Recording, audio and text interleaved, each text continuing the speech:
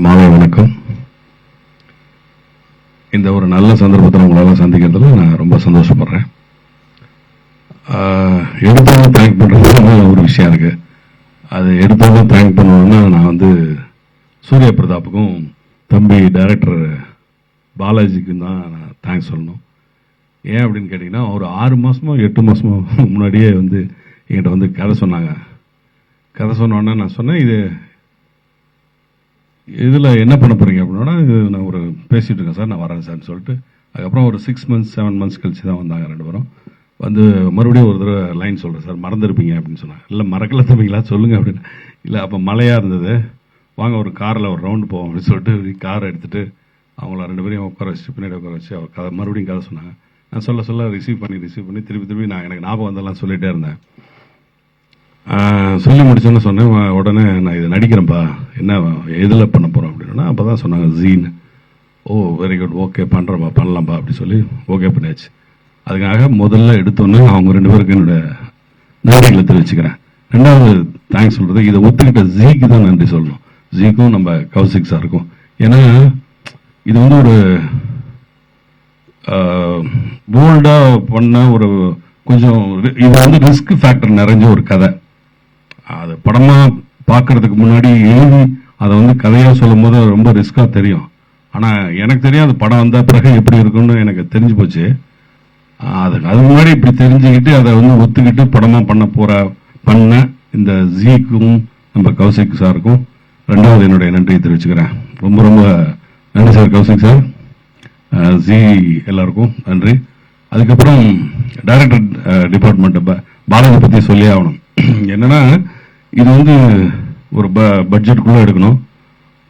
உள்ளே பார்த்தோன்னே நான் ஃபர்ஸ்ட் நாள் ஷூட்டிங் போனோன்னே செட்டுலாம் பார்த்தா அப்படி ஒரு செட்டு நிஜ கோட் மாதிரியே ரெடி பண்ணி வச்சுருக்காங்க, ஒரு செட்டப் பண்ணி வச்சுருக்காங்க. அந்த கோட் செட் பண்ண அந்த ஆர்ட் டைரக்டர், இந்த பொண்ணு சின்ன பொண்ணு, இதை பார்த்தோன்னே இவங்க ஆர்ட் டைரக்டர் எப்படி பண்ணியிருக்காங்கன்னு சொல்லி அது ஒரு ஆச்சரியமாக இருந்தது.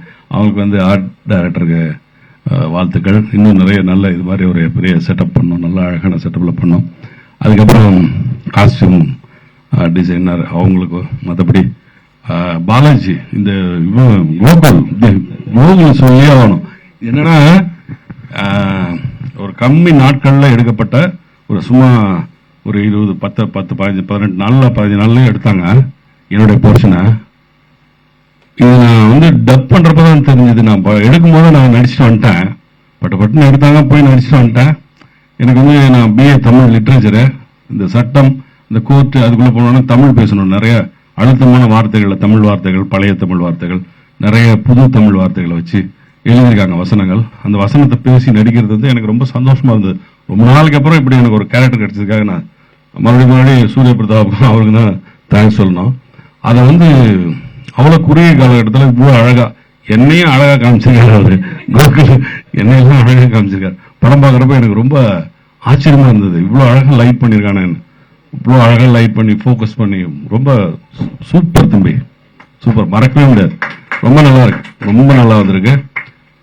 அதே மாதிரி சும்மா சாம்பிளுக்கு ஒரு மியூசிக் போட்டு காமிச்சிருந்தாங்க, எக்ஸலண்ட். அப்பா இதே வாங்கிடுங்கப்பா, இது மாதிரி வாங்கிடுப்பா, நான் வாங்கிட்டு தான் சார் இருக்குன்னு சொன்னாங்க.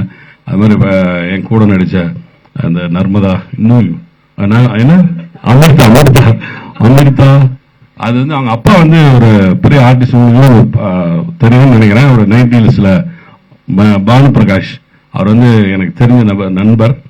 அவர் நம்ம தலைவாசல் படத்தில் நடிச்சிருக்காருன்னு நினைக்கிறேன். அவர் அவங்க அப்பா பேர் சொன்னோன்னு எனக்கு தெரிஞ்சு போச்சு. அதனால் அந்த பொண்ணு இன்னும் பெரிய உயரத்தை அடையணும். அழகான முகம், இப்படி ஒரு வக்கீல், அழகான வக்கீல் நான் தமிழ்நாட்டில் எங்கேயுமே பார்த்தது இல்லைடா அப்படின்னு சொன்னேன். கோர்ட்டுக்குள்ளே போனால் வக்கீலுக்கெல்லாம் கரடுமுரடாக இருப்பாங்க, பெண் வக்கீல்னா கொஞ்சம் கருப்பாக இருப்பாங்க. ஆனால் இங்கே இந்த பொண்ணு பார்த்தா ஃப்ரெஷ்ஷாக அப்படியே சூரியகாந்தி பூ மாதிரி நிற்குது. யாரு அப்பா அப்படின்னு பார்த்தா பானு பிரகாஷ். சரி, ஓகே, வாழ்த்துக்கள். அவங்க அப்பா கிட்ட நான் அப்புறம் பேசினேன், தைரியமாக இருங்க, பொண்ணு ஷூட்டிங் போயிருக்கேன், பயப்படாதீங்களா சொல்லிட்டு இருந்தேன். அது மாதிரி நல்லா நடிச்சிருக்காங்க, அழகாக நடிச்சிருக்காங்க.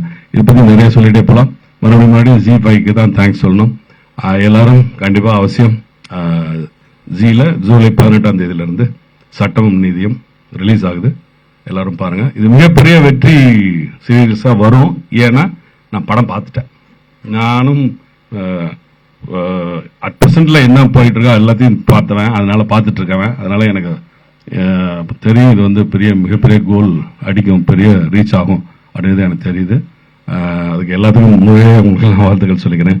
நன்றி நன்றி நன்றி நன்றி. தேங்க்யூ.